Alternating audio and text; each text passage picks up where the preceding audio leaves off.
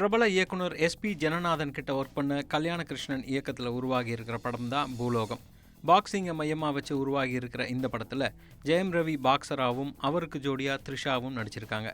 இவங்களோட பிரகாஷ் ராஜும் பொன்வண்ணனும் முக்கிய வேஷங்களில் நடிச்சிருக்காங்க. இந்த படத்தோட டீம் சமீபத்தில் ஊடகங்களை சந்தித்து படத்தை பற்றின தகவல்களை பகிர்ந்துக்கிட்டாங்க. இதில் ஜெயம் ரவி, படத்தோட இயக்குனர் உள்ளிட்ட முக்கியமானவங்க கலந்துக்கிட்டாங்க. இந்த படத்தில் ஜெயம் ரவி, த்ரிஷா, பிரகாஷ் ராஜ், ஹாலிவுட்லேருந்து நேத்தன் ஜோன்ஸ்னு ஒரு ரெஸ்லர், அவர் முக்கியமான வில்லன் கதாபாத்திரத்தில் நடிச்சிருக்காரு. அப்புறம் படத்தில் வட சென்னையை சேர்ந்த பல பாக்ஸருங்க ரியலாக நடிச்சிருக்காங்க. அதெல்லாம் படத்தோட ஹைலைட்டு. என்னோட இணைஞ்சு ஸ்ரீகாந்த் தேவா, சதீஷ்குமார் மியூசிக், ஸ்ரீகாந்த் தேவா, சதீஷ்குமார் சினிமோட்டோகிராஃபி, மோகன் art director, Vijay Sagar lyric, ஹாலிவுட்லேருந்து லானல் ஸ்டோவல் அப்படின்னு ஒரு stunt master, Indian stunt master Miracle மைக்கேலோட அவரும் சேர்ந்து ஒர்க் பண்ணியிருக்காரு.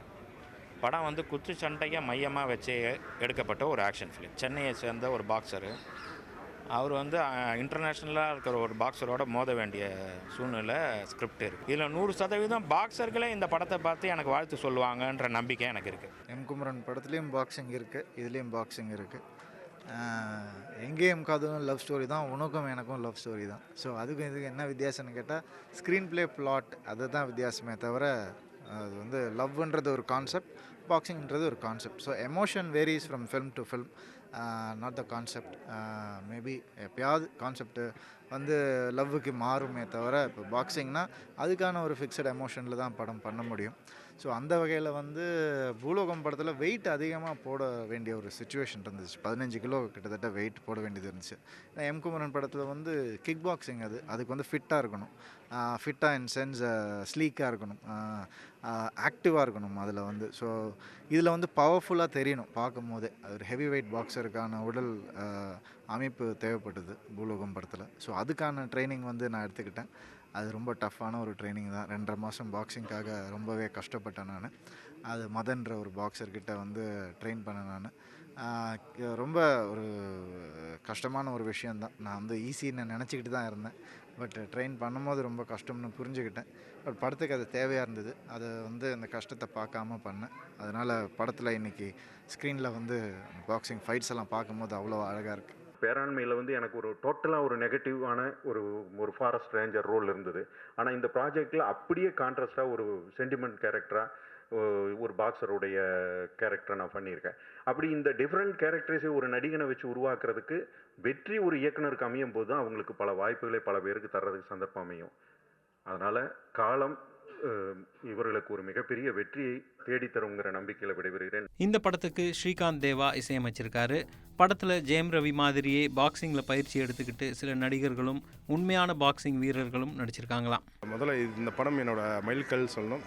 ரொம்ப நாளாக இந்த படத்துக்காக வெயிட்டிங். ஆக்சுவலாக ரொம்ப எக்ஸலன்ட் மூவி. எனக்கு ரொம்ப திருப்தியாக பண்ணியிருக்கேன் அந்த படத்தில். மியூசிக் இந்த படத்தில் மொத்தம் 6 பாடல் இருக்குது. 5 பாடல் வந்து நம்ம விஜய் சாகர் சார் எழுதியிருக்காரு. ஒரு பாடல் வந்து பரிணாமம்சம் எழுதியிருக்காங்க. ரொம்ப நல்லா வந்திருக்கு. முழுக்க முழுக்க நார்த் மெட்ராஸில் நடக்கிற ஒரு உண்மையாக லைக் ரொம்ப நேச்சுரலாக வந்திருக்கு இந்த படம். முக்கியமாக சாங்ஸ் சீக்வன்ஸ்லாம் ரொம்ப புதுசாக இருக்கும், நீங்கள் பார்க்குறப்ப தெரியும். இந்த படத்தில் வந்து ஒரு மரணகாரான்னு சொல்லிட்டு ஒரு பாடல் வந்து ஒரு புதுசாக சினிமாவுக்கு இல்லாத ஒரு விஷயங்கள் நாங்கள் பண்ணியிருக்கோம். கண்டிப்பாக இப்போவே அந்த பாடல் எல்லாமே நல்லா ஹிட்டாக இருக்குது. ஸோ கண்டிப்பாக இந்த படம் மிகப்பெரிய வெற்றி அடையும். நான் பூலோகம் படத்தில் வந்து ஆறுமுகன்கிற ஒரு சப்போர்ட்டிங் ரோல் பண்ணியிருக்கிறேன். இந்த ஆறுமுகன்கிற கேரக்டர் வந்து ஒரு ரியல் பாக்ஸரோட ஒரு ஸ்டோரி. அதாவது ஒரு பரம்பரையை சார்ந்த ஒரு நபர். அவர் ராயபுரத்தில் இருக்கிற ஒரு ஒரிஜினல், அது ஒரு உண்மையான ஒரு பாக்ஸு ஸ்டோரி. இதுக்காக வந்து மதன்கிற நேஷ்னல் பாக்ஸர் வந்து ப்ராக்டிஸ் கொடுத்துருந்தார். படம் வந்து ஃபுல்லாக பாக்ஸிங் பேஸ் படம். இதில் வந்து ஒரு ஜெயம் ரவி சாருடைய ஃப்ரெண்டாக படம் பண்ணியிருக்கேன். இந்த படத்தில் வந்து விஜய் சார் வந்து ஒரு பூலோகம் அடிச்ச நாக் அவுட்னு ஒரு சாங் ஒன்று எழுதியிருக்காரு. அதுக்கு ரேப் நான் எழுதியிருக்கேன், பாடியும் இருக்கேன்.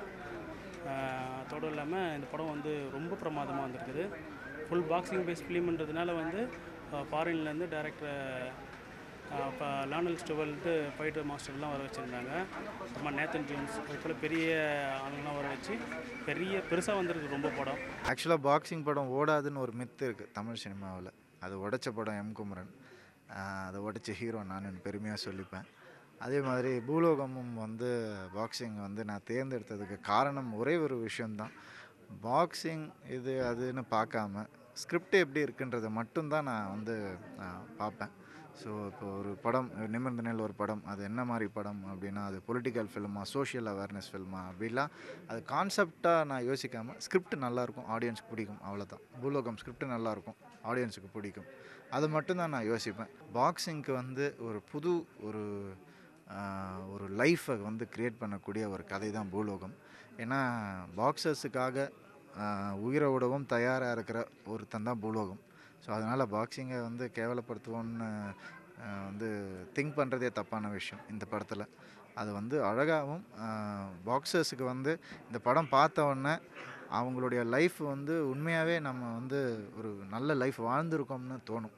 ஏற்கனவே ஜெயம் ரவி கிக் பாக்ஸிங் வீரராக நடித்த எம் குமரன் படத்துக்கு நல்ல வரவேற்பு கிடைச்சி பெரிய வெற்றி படமாக அமைஞ்சது.